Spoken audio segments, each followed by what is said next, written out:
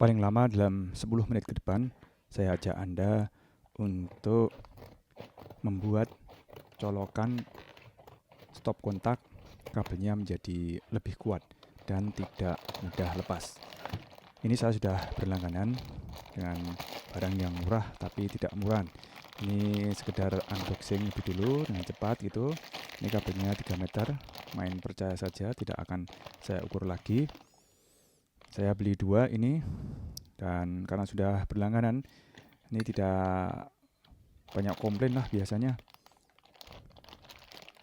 Ya, langsung saja kita buka barangnya ini.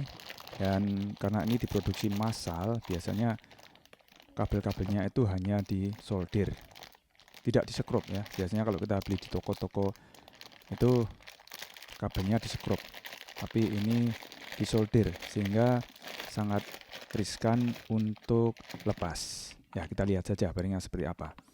Ini kita buka. Ya, seperti itu. Skrupnya harus kita lepas biar tahu isinya seperti apa. Ya, dua-duanya kita lepas.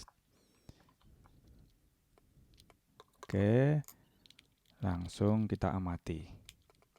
Nah, barangnya seperti itu. Jadi memang dari kabel itu langsung disolder, walaupun ada karet di ujungnya, tapi itu tidak begitu ngaruh. Nah, kita lepas lagi aja untuk kita rekayasa sehingga dia nanti akan tahan terhadap tarikan. Tuh, kelihatan kan? Nah, karena bebannya itu langsung pada solderan, tentu saja ini akan mudah lepas.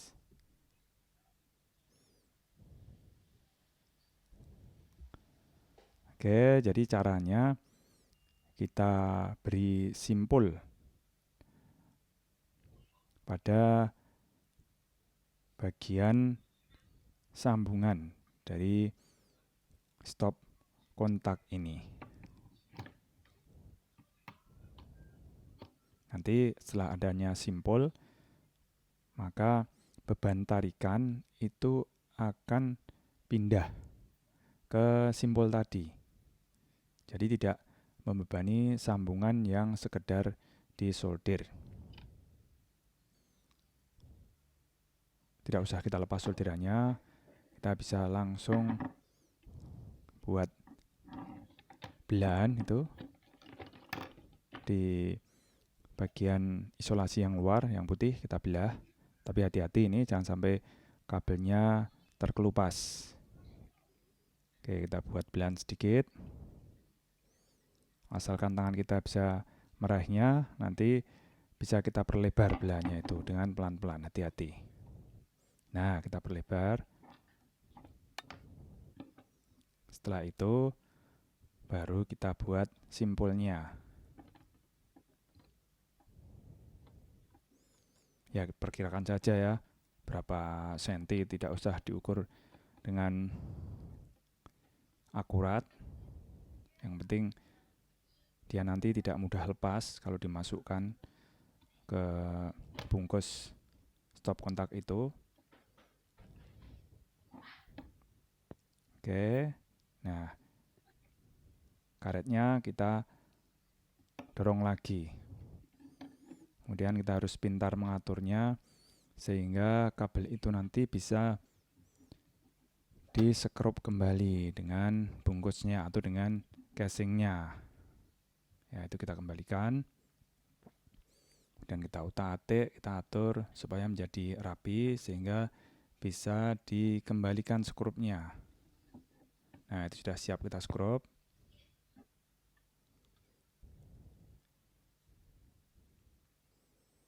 Ini kabel yang tengah itu diatur sehingga nanti kalau ditutup dia tidak terjepit.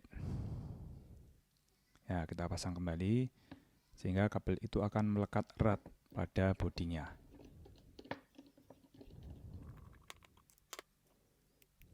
Nah, sudah selesai.